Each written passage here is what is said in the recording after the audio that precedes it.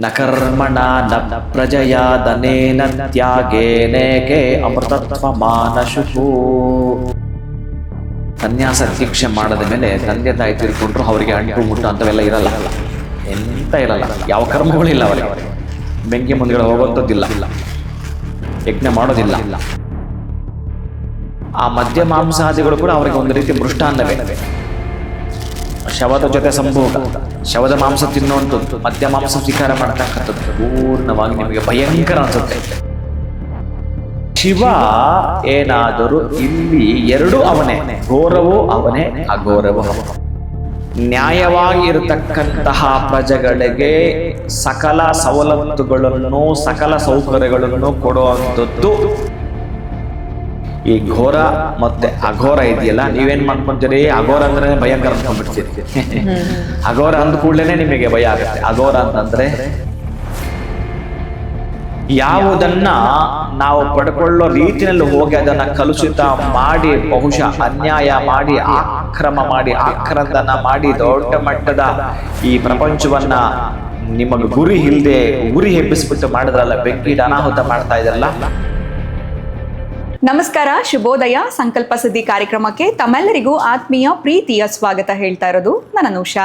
ಮೊದಲನೇ ಬಾರಿ ನಮ್ಮ ಚಾನಲ್ ವೀಕ್ಷಿಸ್ತಾ ಇದ್ದೀರಾ ಅಂತಂದ್ರೆ ಈಗಲೇ ನಮ್ಮ ಚಾನಲ್ನ ಸಬ್ಸ್ಕ್ರೈಬ್ ಮಾಡಿ, ನಮ್ಮ ವಿಡಿಯೋಸ್ನ ಲೈಕ್ ಮಾಡಿ. ಇನ್ನು ಪ್ರತಿಯೊಂದು ವಿಡಿಯೋಸಲ್ಲಿ ಕೂಡ ಸಾಕಷ್ಟು ಉಪಯುಕ್ತವಾಗಿರುವಂಥ ವಿಚಾರಗಳು, ವೇದ, ಶಾಸ್ತ್ರ, ಪುರಾಣ, ಜ್ಯೋತಿಷ್ಯ, ವಾಸ್ತು, ಯಾವುದೇ ರೀತಿಯಾಗಿರುವಂತಹ ಸಮಸ್ಯೆಗಳಿದ್ದಲ್ಲಿ ಸರಳವಾಗಿರುವಂತಹ ರೆಮಿಡೀಸ್ ಆಗಿರ್ಬೋದು, ಪರಿಹಾರಗಳನ್ನ ತಿಳಿಸ್ಕೊಡುವಂಥ ಸ್ಪಿರಿಚುವಲ್ ಗುರು ಡಾಕ್ಟರ್ ವಿಷ್ಣುದತ್ತ ಗುರುಜಿಯವರಿದ್ದಾರೆ. ಬನ್ನಿ ಗುರುಗಳನ್ನ ಇವತ್ತಿನ ಕಾರ್ಯಕ್ರಮಕ್ಕೆ ನಾವು ಮಾಡ್ಕೊಳ್ಳೋಣ. ನಮಸ್ತೆ ಗುರುಗಳೇ, ಕಾರ್ಯಕ್ರಮಕ್ಕೆ ಆತ್ಮೀಯ ಸ್ವಾಗತ.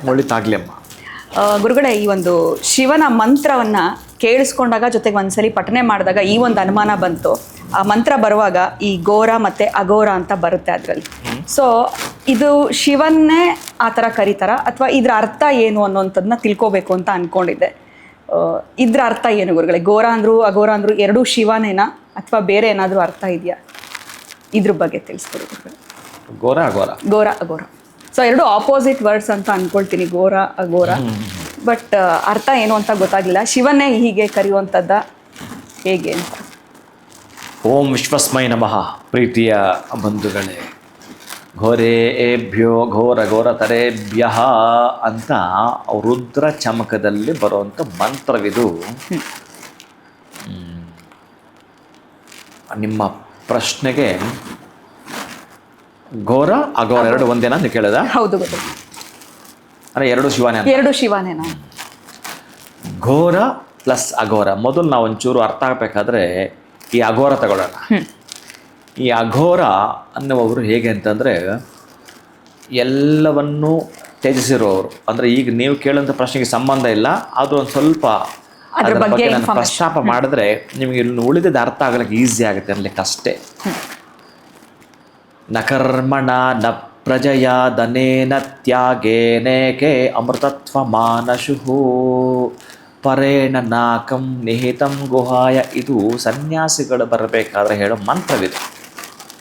ನ ಕರ್ಮಣ, ಯಾವ ಕರ್ಮಗಳು ಅವ್ರಿಗಿಲ್ಲ. ಸನ್ಯಾಸ ದೀಕ್ಷೆ ಮಾಡದ ಮೇಲೆ ತಂದೆ ತಾಯಿ ತೀರ್ಕೊಂಡ್ರು ಅವರಿಗೆ ಅಂಟು ಮುಟ್ಟು ಅಂತವೆಲ್ಲ ಇರಲ್ಲ, ಎಂತ ಇರಲ್ಲ, ಯಾವ ಕರ್ಮಗಳಿಲ್ಲ ಅವರಿಗೆ.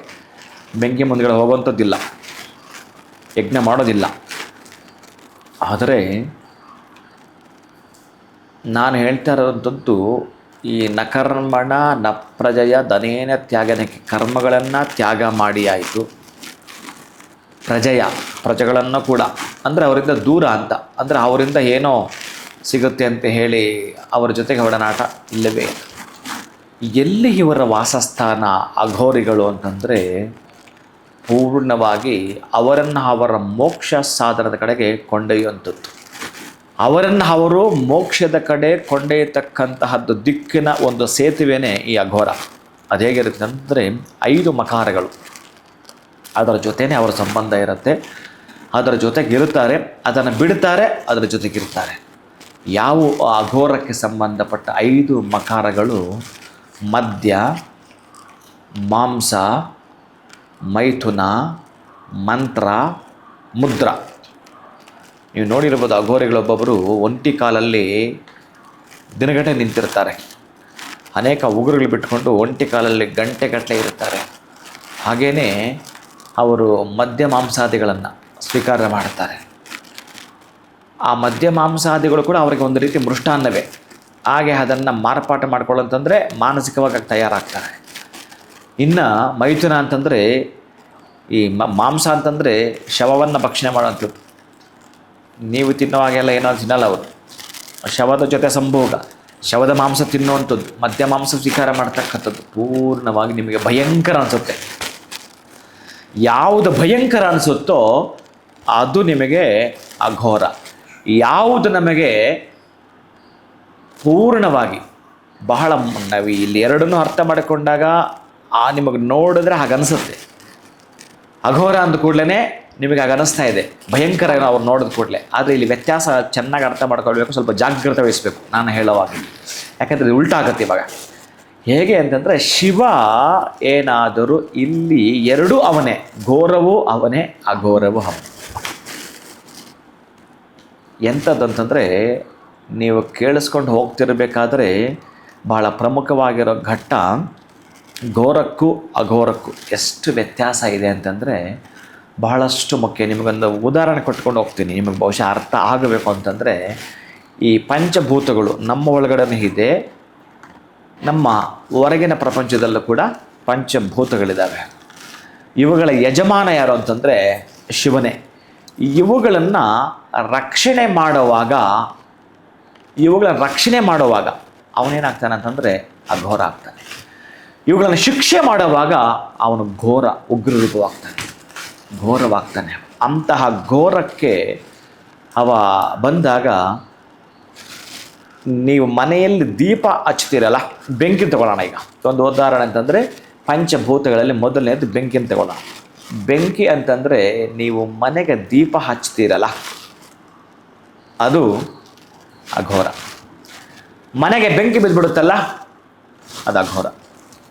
ನೋಡಿ, ಇಲ್ಲಿ ಶಾಂತ ರೀತಿಯಲ್ಲಿ ಎರಡು ಇದ್ದಾವೆ. ನಾವು ಅಡುಗೆ ಮಾಡ್ಕೊಳ್ಳೋಕ್ಕೆ ನಮ್ಮ ಒಳಗಡೆ ಜಠರಾಗ್ನಿ ಇದೆಯಲ್ಲ, ಅದು ಅಘೋರ. ಬಹುಶಃ ದೊಡ್ಡ ಮಟ್ಟದ ವ್ಯತ್ಯಾಸ ಉಂಟು ಮಾಡುತ್ತಲ್ಲ, ಅದು ಅಘೋರ. ಹಾಗೆಯೇ ನಾವು ನೀರು ಕುಡಿತೀವಲ್ಲ, ಅದು ಅಘೋರ. ನಮ್ಮ ನೀರು ಕುಡಿದಾಕತ್ತಲ್ಲ, ಅದು ಘೋರ. ವಾಯು ಎಷ್ಟು ಚೆನ್ನಾಗಿ ನಮ್ಗೆ ಕಾಣೋದಿಲ್ಲ, ಆದರೂ ಉಸಿರಾಟ ಆಡ್ತಾ ಇದೀವಲ್ಲ, ಅದು ಅಘೋರ. ಅವನೇ, ಶಿವನೇ. ಬಹುಶಃ ನಮಗೆ ಈ ವೆಂಟಿಲೇಟರ್ ಸಿಗಲಿಲ್ಲ, ಗಾಳಿನೇ ಹೋಗ್ತಾ ಇಲ್ಲ, ಗಾಳಿನ ತಗೊಳಕ್ಕಾಗ್ತಾ ಇಲ್ಲ, ವೆಂಟಿಲೇಟರ್ ತನಕ ಹೊರಟೋಯ್ತು, ಅದು ಘೋರ. ಈಗ ಮತ್ತು ನಿಮಗೆ ಅರ್ಥ ಮಾಡಿಸ್ಬೇಕು ಅಂತಂದರೆ, ಈಗ ಸರ್ಕಾರ, ಗೌರ್ನಮೆಂಟ್ ನ್ಯಾಯವಾಗಿ ಇರತಕ್ಕಂತಹ ಪ್ರಜೆಗಳಿಗೆ ಸಕಲ ಸವಲತ್ತುಗಳನ್ನು, ಸಕಲ ಸೌಕರ್ಯಗಳನ್ನು ಕೊಡುವಂಥದ್ದು ಅದು ಅಘೋರ. ಅದೇ ಈ ನ್ಯಾಯದ ಪ್ರಜೆಗಳ ಮಧ್ಯದಲ್ಲಿ ಕೆಲವೊಂದು ಅನ್ಯಾಯಗಳು ಮಾಡ್ತಾ ಇದ್ದಾರಲ್ಲ, ಅದೇ ಗೌರ್ಮೆಂಟ್ ಅವರನ್ನು ಶಿಕ್ಷಿಸುತ್ತೆ, ಅದು ಘೋರ. ಅದಕ್ಕಾಗಿ ಈ ಘೋರ ಮತ್ತು ಅಘೋರ ಇದೆಯಲ್ಲ, ನೀವೇನು ಮಾಡ್ಕೊತೀರಿ, ಅಘೋರ ಅಂದ್ರೆ ಭಯಂಕರ ಅಂದ್ಕೊಂಡ್ಬಿಡ್ತೀರಿ. ಅಘೋರ ಅಂದ ಕೂಡಲೇ ನಿಮಗೆ ಭಯ ಆಗುತ್ತೆ. ಅಘೋರ ಅಂತಂದರೆ ಶಾಂತತೆ. ಅಘೋರ ಅಂತಂದರೆ ಶಿವಂ ಅಂದ್ರೇ ಸನ್ಮಂಗಳ, ಶಿವಂ ಅಂದರೆ ಸುಖಂ, ಶಿವಂ ಅಂದರೆ ಶುಭಂ ಭೂಯ, ಶುಭಗಳೇ ಜರುಗುವಂಥದ್ದು. ಶಿವ ಎರಡರ ಮಧ್ಯದಲ್ಲಿರ್ತಾನೆ. ಯಾರು ಯಾವುದಕ್ಕೆ ಒಟ್ಟಾರೆ ಈ ಜಗತ್ ಪ್ರಭುತ್ವವನ್ನು ಕಾಯುವ ಒಬ್ಬ ಪ್ರಭು ಅಂತಂದರೆ ಈ ಪಂಚಭೂತಗಳನ್ನು ಶಿವ ಒಬ್ಬ ಇದ್ದಾನೆ. ಅವನು ಘೋರನಾಗಿಯೂ ಬರಬೇಕಾಗತ್ತೆ, ಅಘೋರನಾಗಿಯೂ ಬರಬೇಕಾಗತ್ತೆ. ಅಂತಹ ಅಘೋರ ನಮ್ಮ ಮನಸ್ಸಲ್ಲೇ ನಡೀತಾ ಇರುತ್ತೆ. ನೀವು ಶಾಂತವಾಗಿ ಕೂತ್ಕೊಂಡು ಮೆಡಿಟೇಷನ್ ಮಾಡ್ತೀರಲ್ಲ, ಸಮಾಧಾನವಾಗಿ ಸಾವಧಾನ ಚಿತ್ತರಾಗಿ ಮಾತಾಡ್ತಿರಲ್ಲ, ಅದು ಅಘೋರ. ಒಂದೊಂದು ಬಾರಿ ಕಿರ್ಚಾಟ ಮಾಡ್ತಿರಲ್ಲ, ಒಂದೊಂದು ಸಲ ಕೋಪ ಪ್ರದರ್ಶನ ಮಾಡ್ತಿರಲ್ಲ, ಅದು ಘೋರ, ಘನಘೋರ. ಇದು ಹೀಗೆ ಈ ಪಂಚಭೂತಗಳಲ್ಲಿ ಯಾವುದು ಪ್ರಜೆಗಳಿಗೆ ಸಂಬಂಧಪಟ್ಟ ಹಾಗೆ ಅನುಕೂಲ ಸಿಂಧುವಾಗಿ ಎಲ್ಲದರಲ್ಲೂ ಕೂಡ ಅವಿಚ್ಛಿನ್ನಪ್ರದವಾಗಿ ಅದರಿಂದ ಬೆಳಕು, ಜ್ಞಾನ, ವಿಜ್ಞಾನ, ಸುಜ್ಞಾನ, ಸುಖ, ಸೌಖ್ಯ, ಸಂಪತ್ತನ್ನು ಶಿವನಿಂದ ಸಾಯುಜ್ಯ ತನಕ ಪಡ್ಕೊಂಡ್ರು, ಇದು ಅಘೋರ. ಯಾವುದನ್ನು ನಾವು ಪಡ್ಕೊಳ್ಳೋ ರೀತಿಯಲ್ಲಿ ಹೋಗಿ ಅದನ್ನು ಕಲುಷಿತ ಮಾಡಿ, ಬಹುಶಃ ಅನ್ಯಾಯ ಮಾಡಿ, ಆಕ್ರಂದನ ಮಾಡಿ, ದೊಡ್ಡ ಮಟ್ಟದ ಈ ಪ್ರಪಂಚವನ್ನು ನಿಮಗೆ ಗುರಿ ಇಲ್ಲದೆ ಉರಿ ಹೆಬ್ಬಿಸ್ಬಿಟ್ಟು ಮಾಡಿದ್ರಲ್ಲ, ಬೆಂಕಿ ಅನಾಹುತ ಮಾಡ್ತಾ ಇದೆಯಲ್ಲ, ಅದು ಬಂದು ಘೋರ. ಆವಾಗ ಏನು ಮಾಡ್ತಾನೆ ಅಂತಂದರೆ ಅವನ ತಾಂಡವವನ್ನು ಮಾಡುತ್ತಾ ಎಲ್ಲಿ ಈ ತರಹದ ಘೋರ ಕೃತ್ಯಗಳು ನಡೀತಾ ಇದೆಯೋ ಅಲ್ಲಿ ಅವನು ಅದನ್ನು ಅಘೋರ ಮಾಡಲಿಕ್ಕೆ ಘೋರನಾಗಿ ಅವನು ಬರಲೇಬೇಕಾಗತ್ತೆ. ಅದಕ್ಕಾಗಿ ಘೋರ ಮತ್ತು ಘನಘೋರ ಅಂತ ನಾನು ಹೇಳ್ತಾ ಇದ್ದೀನಲ್ಲ, ಆ ಶಿವನೇ ಈ ಘೋರನೂ ಆಗಿರುತ್ತಾನೆ, ಆ ಘೋರಿನೂ ಆಗಿರುತ್ತಾನೆ. ಮಧ್ಯದಲ್ಲಿ ಇರತಕ್ಕಂತಹ ಶಿವನನ್ನು ನಾವೇನಾದರೂ ಅರ್ಥ ಮಾಡ್ಕೊಳ್ಬೇಕು ಅಂತಂದರೆ, ಯಾರೋ ಹೇಳಿದ್ದು ಅಥವಾ ಎಲ್ಲೋ ಒಂದು ಕಡೆ 100 ಪುಸ್ತಕ ಓದಿಬಿಟ್ಟು ಬಂದು ಒಂದು ಪ್ರವಚನ ಮಾಡೋದಾಗಲಿ ಅಥವಾ ಒಂದು 10 ಪುಸ್ತಕ ಓದಿಬಿಟ್ಟು ಒಂದು ಗ್ರಂಥ ಬರೆಯೋದಾಗಲಿ, ಅದೆಲ್ಲವೂ ಕೂಡ ಅವರನ್ನು ಜ್ಞಾನ ಅಂತ ಅನ್ನೋದೇ ಇಲ್ಲ, ಅವರನ್ನು ಜ್ಞಾನಗಳನ್ನಲಿಕ್ಕೆ ಬರೋದೇ ಇಲ್ಲ. ಈ ಸೂರ್ಯನಿಂದ ಶಾಖ ಬರಬೇಕು ಅಂತಂದರೆ ಸೂರ್ಯ ಅನ್ನೋ ಒಬ್ಬ ಇದ್ದರೆ ಆ ಸೂರ್ಯನ ಶಾಖ ಬರುವಂಥದ್ದು. ಹಾಗೆಯೇ ಪರಮಾತ್ಮನನ್ನು ಬೇಕು ಅಂತಂದರೆ ಪರಮಾತ್ಮನಲ್ಲಿ ನೀನು ಹೇಗಿರಬೇಕು ಅಂತಂದರೆ ಆ ಪರಮಾತ್ಮನ ಸಾಯುಷ್ಯವನ್ನು ತಲುಪುವನಾಗಿರಬೇಕು. ಅದಕ್ಕೆ ಈ ಪೂರ್ಣ ಈ ಜಗತ್ತೆಲ್ಲ ಇರ್ತಕ್ಕಂತಹದ್ದು ಪೂರ್ಣ ಹೇಗೆ ತಗೋಬೇಕು, ಲಿಂಗ, ಆ ಲಿಂಗದ ರೂಪದಲ್ಲಿ ಇರ್ತಕ್ಕಂಥದ್ದು. ಆ ಪಂಚಭೂತಗಳು ಪಂಚಮುಖಗಳು ಇರೋದು, ಅದಕ್ಕೆ ಮುಖ ಇಲ್ಲ, ಅದಕ್ಕೆ ಆಕಾರ ಇಲ್ಲ, ವಿಕಾರ ಇಲ್ಲ. ಹಾಗಂತೇಳಿ ವಿಕಾರನೂ ಅಲ್ಲ, ಹಾಗಂತೇಳಿ ಆಕಾರವೂ ಅಲ್ಲ. ಅದು ಅಂಥ ಸ್ಥಿತಿಲಿ ಇರುವಂಥದ್ದು ಘೋರ, ಅಘೋರ, ಘನಘೋರ. ಇದರ ಒಳಗಡೆ ಬರತಕ್ಕಂಥದ್ದು ಸಾಧಿಸ್ತು. ಇಲ್ಲೊಂದು 5 ಶಬ್ದಗಳಿದ್ದಾವೆ. ಆ 5 ಶಬ್ದಗಳು ಒಂದು ಶಬ್ದವಾಗಿ ಪುಟ್ಟದಾಚೆ ಬರುತ್ತೆ. ಆ ಒಂದು ಶಬ್ದ ಪುಟ್ಟದಾಚೆ ಬಂದಾಗ ಈ ಲಿಂಗದಲ್ಲಿ, ಅಂದರೆ ಅಲ್ಲೂ ಕೂಡ ಲಿಂಗ ಅಂದರೆ ಏನು, ಬರೀ ಶಿವ ಒಂದೇ ಅಲ್ಲ, ಅಲ್ಲಿ ವಿಷ್ಣು ತತ್ವವೂ ಇದೆ, ಬ್ರಹ್ಮತತ್ವವೂ ಇದೆ, ಶಿವತತ್ವವಿದೆ. ಬ್ರಹ್ಮ ವಿಷ್ಣು ಮಹೇಶ್ವರ 3 ತತ್ವದಲ್ಲಿ ಅಡಕವಾಗಿದೆ. ಇದನ್ನೇ ಆ ಒಂದು ಆಕಾರದಲ್ಲಿ ಬಂಧಿಸಿಟ್ಟಾಗ ಅದರಲ್ಲೊಂದು ನಮಗೆ ಅರ್ಥ ಆಗಲಿಕ್ಕೆ ಒಂದು ಶಬ್ದ ಆಚೆ ಬರುತ್ತೆ. ಆ ಶಬ್ದ ಬಹುಶಃ ಅದೊಂದು ರೀತಿಯ ಅರ್ಥ ಇಲ್ಲದ ಶಬ್ದ ಅಂತ ಅನ್ಕೋಬೇಕು ನಾವು. ಹೌದಾ? ಅಂಥದ್ದು ಶಬ್ದ ಇದೆಯಾ? ಎಸ್, ಅರ್ಥ ಇಲ್ಲದ ಶಬ್ದ ಅದು. ಆ ಅರ್ಥ ಇಲ್ಲದ್ದು ಅಂದರೆ ಯಾವುದು? ಓಂ. ಅರೆ ಏನು ಓಂ ಹಿಂಗಂದ್ಬಿಟ್ಟು ಗುರುಗಳು ಅಂದರೆ ಓಂಗೆ ಅರ್ಥ ಇಲ್ಲ, ಓಂಗೆ ಅರ್ಥ ಇಲ್ಲ ಅಂದಂಗಾಗಿತ್ತು. ಅದೇ ಇಲ್ಲಿ ನಾವು ಹೇಗೆ ತೆಗೆದುಕೊಳ್ಬೇಕು ಅಂತಂದರೆ, ಅದೇ ಸ್ವಲ್ಪ ಆಳವಾಗಿ ನೀವು ನನ್ನ ಗಮನಿಸಬೇಕು ಅಂತ, ಜಾಗ್ರತೆ ವಹಿಸ್ಬೇಕು ಅಂತ ಯಾಕೆ ಹೇಳ್ತೇನೆ ಅಂತಂದರೆ, ಓಂ ಅನ್ನೋದಿದೆಯಲ್ಲ ಅದು ಅರ್ಥ ಇಲ್ಲದ್ದು ಅನ್ನುವ ಬದಲಿಗೆ ನಮಗೆ ಅಷ್ಟು ಸುಲಭವಾಗಿ ಅದು ಅರ್ಥ ಆಗೋದಿಲ್ಲ. ಅದರಲ್ಲಿ 5 ಶಬ್ದಗಳು ಬರ್ತವೆ. ಅರೆ 3 ಅಂತ ಅಂದ್ಕೊಂಡಿದ್ವಿ, 3 ನೀವು ಅಂದ್ಕೊಂಡಿದ್ದು. ಆ ಓಂಕಾರದಲ್ಲಿ 5 ಇದಾವಲ್ಲ, 5 ಯಾವ ಅಂತಂದರೆ ಅಕಾರ, ಉಕಾರ, ಮಕಾರ, ನಾದ ಆ್ಯಂಡ್ ಬಿಂದು. ಈ ನಾದ ಮತ್ತು ಬಿಂದು ಇದೆಯಲ್ಲ, ಅದು ನೀವು ಅಷ್ಟು ಸುಲಭವಾಗಿ ಅರ್ಥ ಮಾಡ್ಕೊಳ್ಳೋಕ್ಕೆ ಬರಲ್ಲ. ಅಕಾರ ಉಕಾರ ಓ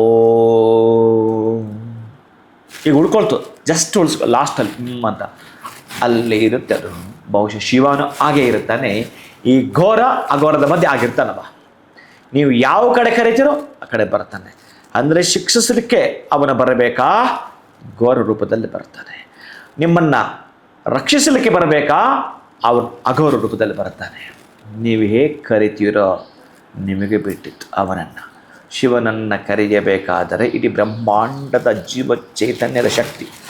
ಈಗ ನಿಮ್ಗೆ ಯಾರ್ಯಾರೇನೋ ಮ್ಯಾನಿಫೆಸ್ಟೋ ಮತ್ತೊಂದು ಇನ್ನೊಂದು ಏನೇನೋ ಹೇಳ್ತಾರಲ್ಲ, ವಿಪರೀತವಾಗಿ ಅದೆಲ್ಲಿಂದ ಏನೇನೇನು ನೋಡ್ಕೊಂಡೋ ಗೊತ್ತಿಲ್ಲ. ಅದು ಯಾವಾಗ ಅಷ್ಟು ಬೇಗ ಅವರು ಅದೆಲ್ಲ ಸ್ಟಡಿ ಮಾಡಿದ್ರೆ ಗೊತ್ತಿಲ್ಲ.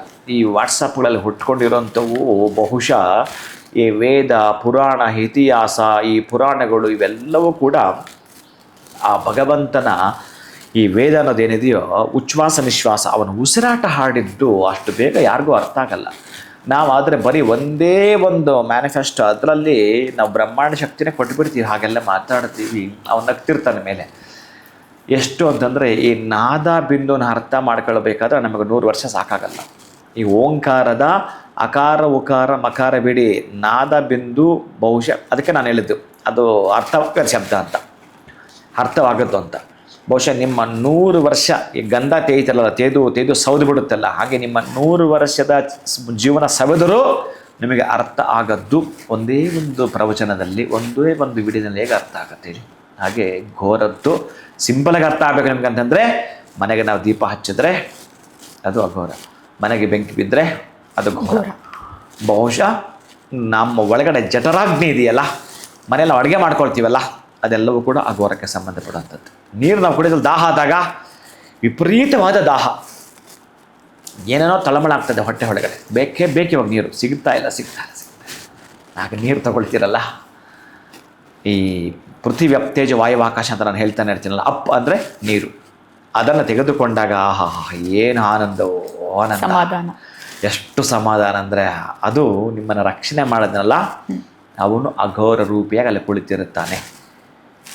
ಒಂದು ಪೈಶಾಚಿಕೃತಿ ಎದ್ದು ಬಿಡುತ್ತಲ್ಲ, ಅಂದರೆ ಪಾಪ ಏನೋ ಈಜಲಿಕ್ಕೆ ಹೋದ್ರು ಹುಡುಗರು ಅಂತ, ನೀರು ಅವರನ್ನು ನುಂಗುತ್ತು, ಅದು ಘೋರ. ಅದಕ್ಕಾಗಿ ಇಲ್ಲಿ ಯಾವ ರೂಪದಲ್ಲಿ ಯಾವಾಗ ಯಾರನ್ನು ಹೇಗೆ ಎಲ್ಲಿ ಕರಿಬೇಕೋ ಪೂರ್ಣ ಮನುಷ್ಯನಿಗೆ ಬಿಟ್ಟು ಬಿಡ್ತಾನೆ. ಇವರೆಲ್ಲರೂ ಮಾತಾಡ್ಕೊಳ್ತಾರೆ, ಎಲ್ಲ ಇದೆ ಈ ಪ್ರಪಂಚದಲ್ಲಿ, ಎಲ್ಲಿಡೋದು ಅಂತ. ಪೆಟ್ರೋಲ್ ಎಲ್ಲಿಡೋದು, ಕಲ್ಲಿದ್ದಲು ಎಲ್ಲಿಡೋದು, ಬಂಗಾರ ಎಲ್ಲಿಡೋದು, ನವರತ್ನ ಎಲ್ಲಿಡೋದು, ಪಂಚಲೋಹ ಎಲ್ಲಿಡೋದು, ಈ ವಜ್ರವಡಿ ಎಲ್ಲ ಬಚ್ಚುಡು ಈ 3 ಜನ ತರ್ಕ ಮಾಡೋದು, ಬ್ರಹ್ಮ ವಿಷ್ಣು ಮಹೇಶ್ವರ ತರ್ಕ ಮಾಡಿ ಎಲ್ಲವನ್ನು ಕೂಡ ಭೂಮಿ ಕೆಳಗಡೆ ಬಚ್ಚಿಡು. ಒಂದೇ ಒಂದು ಮಣಿ ಇದೆ, ಅದನ್ನ ಎಲ್ಲಿಡೋದು ಅಂತಂದ ಯಾರು? ಬ್ರಹ್ಮದೇವ. ಆವಾಗ ಶಿವ ಹೇಳ್ತಾನೆ, ಬೆಟ್ಟದ ಮೇಲಿಟ್ಟುಬಿಡೋಣ, ಅವನಷ್ಟ ಎತ್ತರಕ್ಕೆ ಹತ್ತಲ್ಲ. ಅಯ್ಯೋ ರಾಮ, ಅವನು ಎಲ್ಲಿ ಹೋಗಲ್ಲ, ಚಂದ್ರಲೋಕಕ್ಕೆ ಹೋಗ್ತಾನೆ, ಇನ್ನು ಬೆಟ್ಟದ ಮೇಲೆ ಹೋಗೋಕ್ಕಾಗಲ್ಲ, ಅವನು ಎಲ್ಲಿ ಬೇಕಾದರೂ ಹೋಗ್ತಾನೆ. 84 ಲಕ್ಷ ಜೀವರಾಶಿಯಲ್ಲಿ ಈ ಬುದ್ಧಿ ಇರುವವ ಈ ಮನುಷ್ಯ, ಅವನು ಏನು ಬೇಕಾದರೂ ಮಾಡ್ತಾನೆ. ಒಂದು ಕೆಲಸ ಮಾಡೋಣ ಅಂತೇಳಿ ಮತ್ತೆ ಶಿವ ಏನು ಮಾಡ್ತಾನೆ ಗೊತ್ತಾ? ಯಾವುದು ಅವನಿಗೆ ಹೇಗೆ ಬೇಕೋ ಹಾಗೆ ಪಡ್ಕೊಳ್ಬೇಕು ಅಂತಂದರೆ ಅವನು ಎಷ್ಟರ ಮಟ್ಟಿಗೆ ತಾಕತ್ತನ್ನು ತೋರಿಸ್ತಾನೋ ಅಂತಹ ತಾಕತ್ತು ಅವನಲ್ಲೇ ಬಚ್ಚಿದ್ದಾನೆ. ಯಾಕಂದರೆ ಮನುಷ್ಯನೊಂದು ದೊಡ್ಡ ಗುಣ ಇದೆ, ದೊಡ್ಡ ಗುಣನಾಗ ಬರೋದು, ಅದು ಅವಗುಣ. ಅದು ಅಂತಂದ್ರೆ ಅವನಲ್ಲಿ ಅವನು ಕೆಟ್ಟದ್ದು ಹುಡುಕಲ್ಲ, ಅವನಲ್ಲಿ ಅವನು ಒಳ್ಳೆಯದು ಹುಡುಕಲ್ಲ, ಅವನು ಹುಡುಕೋದೆ ಅವ್ರ ಆಪೋಸಿಟ್ ಸೈಡ್. ಯಾರ್ಯಾರು ಬರ್ತಾರೆ ಅವನ್ನೆಲ್ಲ ನೋಡು, ಅವನು ಹಾಗೆ, ಇವಳು ಹೀಗೆ ಮಾತಾಡ್ತಾರೆ, ಇದೇ ಮಾಡ್ತಿರ್ತಾನೆ. ಹಾಗಾಗಿ ಇದು ಅಷ್ಟು ಸುಲಭವಾಗಿ ಸಿಗಬಾರ್ದು. ಅವನ ಅರ್ಥ ಮಾಡ್ಕೊಳ್ಬೇಕಾಗಿರತಕ್ಕಂತಹ ಘೋರವೋ, ಅವನ ಅರ್ಥ ಮಾಡ್ಕೊಳ್ಬೇಕಾಗಿರ್ತ ಅಘೋರವೋ, ಅವನ ಅರ್ಥ ಮಾಡ್ಕೊಳ್ಬೇಕಾಗಿರ್ತಕ್ಕಂಥ ಘೋರದ ಸೈಡ್ಯ ಸ್ಥಿತಿಯ ಮಂಗಳ ಸ್ವರೂಪನಾಗಿರತಕ್ಕಂತಹ ಈ ಬ್ರಹ್ಮಾಂಡದ ದಿವ್ಯ ಶಕ್ತಿಯನ್ನು ಶಿವ ಅಂತ ಏನು ಕರೆದು ಬಿಟ್ಟುವೋ ನಾವು, ಅಂತಹ ತತ್ವವನ್ನು ಅರ್ಥ ಮಾಡ್ಕೊಳ್ಳಿಕ್ಕೆ ಏನಾದರೂ ಇದೆಯಾ ಅಂತಂದರೆ, ಬಚ್ಚಿಟ್ಟಿದೆಯಲ್ಲ ಅಂತಂದರೆ ಚಿಂತಾಮಣಿ. ಆ ಮಣಿ ಹೆಸರು ಚಿಂತಾಮಣಿ. ಆ ಚಿಂತಾಮಣಿ ಎಲ್ಲಿಟ್ಬಿಟ್ರು? ನಮ್ಮ ಒಳಗಡೆ ಇಟ್ಬಿಟ್ರು. ಬಹುಶಃ ಎಲ್ಲಿದೆಯೋ ಗೊತ್ತಿಲ್ಲ ಅದು. ಆ ಚಿಂತಾಮಣಿ ಚಿಂತೆ ನೀನು ಮಾಡು, ಎಕ್ಸಾಮ್ ಹೇಗೆ ಬರೀಬೇಕು ಅಂತ ಓದಿದೆಯಲ್ಲ, ನೆನಪು ಮಾಡ್ಕೋ. ಆ ಚಿಂತಾಮಣಿ ಸ್ವಲ್ಪ ಹಂಗೆ ಆಕ್ಟಿವೇಟ್ ಮಾಡು, ಬರೀ ಹೀಗೆ ಇಟ್ಬಿಟ್ಟ. ಅದಕ್ಕಾಗಿ ನೀವು ಶಿವನನ್ನು ಪಡಿಬೇಕಾದರೆ ಬಹುಶಃ ಇಷ್ಟು ಉದಾಹರಣೆ ಈ ಒಂದು ಅಘೋರದ ಬಗ್ಗೆ ಸಾಕು ಅನ್ಕೋತೀನಿ.